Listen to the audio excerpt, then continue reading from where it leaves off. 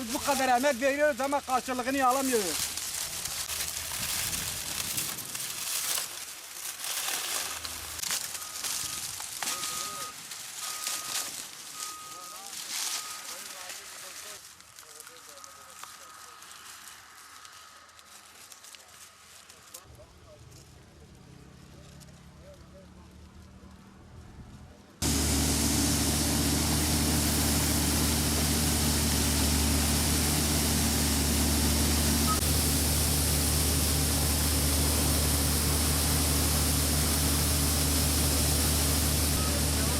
Çek.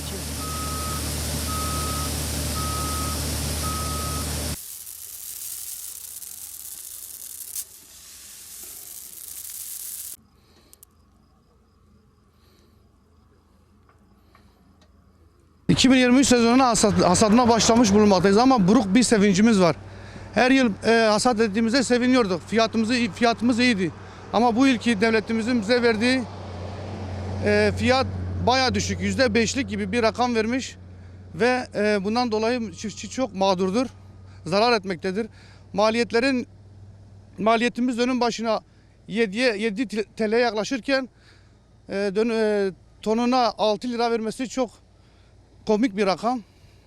Gübrenin, mazotun, ilacın %100 arttığı bir dönemde çiftçiye %5'lik vermesi bayağı çiftçiyi mağdur etmiştir. Hasatta da hava sıcaklarından dolayı verimimiz düşüktür. En az 8 ya da 8,5 TL biz fiyat bekliyorduk. 6 gibi. Geçen yıl 5.700 iken bu yıl 6.000 olması bayağı komiktir. Çiftçimiz şu an ben gelecek yıl ekemeyecek durumdayım. Bütün çiftçi arkadaşlarımız da bizim gibi mağdurdur, ekemezler. Devletimizin sesimizi duymasını ve fiyatı güncellemesini istiyoruz. 8 ya da 8.500 gibi bir rakam verirse bizi memnun eder ve mutlu eder. Serxire me İsa dest çinaniya Mısır'ı gekir. Ama mağdurun. Verima mecine başı u devletan meciti fiyat eklerini daye. Em tuhazın ku devletan me bibine fiyata Mısır şeşab ki haşunif. Kana mağdur nebin em tkarun salak adici em ardeka değinin. Yoksa em nikar ardeka değinin. Şu anda biz tarım mahsulümüze başladık. Bütün ve tüm milletimize hayırlı olsun. Gerçekten biz mahsulümüzde daha iyi bir şey bekliyorduk ama mahsulde de biraz kritik var. Artı fiyat bir sene çok kritiktir. Hiç bize fiyat vermedi. Geçen seneki fiyatı verdi. 30 kuruş fazla vermiş. Mazotun litresi 22 liradan 39 liraya çıkmış. 39 liraya çıkmış. Gübre 9,5'tan 15'e çıkmış. Gerçekten şu anda çiftçiler hepsi zarardadır. Biz devletimizde şunu beklemekten istiyoruz. Biraz fiyat artsaydı, çiftçilerimiz mağdur olmasaydı, şu anda çiftçi gerçekten mağdurdur. Ektiği şey şu anda mesela yapamıyor. Gübresidir, mazotudur, elektriğidir, her şeydir. Yani gerçekten bu fiyattan gerçekten yapamıyor. Önümüzdeki yıl eğer devlet bu şekilde bizi böyle davranırsa gerçekten bütün çiftçiler batacak.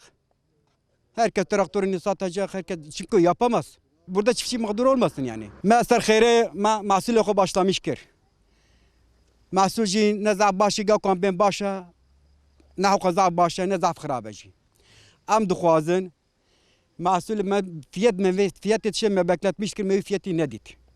Jmara le xistiye 300 kuruş, 3 kuruş mara avet yestere 3 kuruş ne be hakkı khane tiştkici. Parcı 5,7 bu İsal dayeme 6. Artı me beklentiye me anat haftuni 8 bu. Devlet emam viş devlet etxwazın gav ko vege fiyatı meci pariki baş bu. Mahsulü meci baş bu ki mesela mekare xob kira işe xob kiraya. Millet meci güneye elveder ki hatta var mesela vi tade vi tişti dibine. Yalnız boy xod tiştkici mesela iro çiftçi ancak ayakta karep sekne. Mazot gram bu ye. Gübre gram bu ye. Vant işlerden beklentiye metkir, vi beklenti beklemiş netkir. Devlet Mehmet go anat haftuni 8 bu. Ama fiyat ne dayama am tev zarar edene u bütün çiftçiye mağdurun. Tişki gav ko am çiftçi am buxazın devlet ko valla meci biditaya pari ki fiyatı meyzede bkiraya ama vitxazın başka tişki cam naxazın.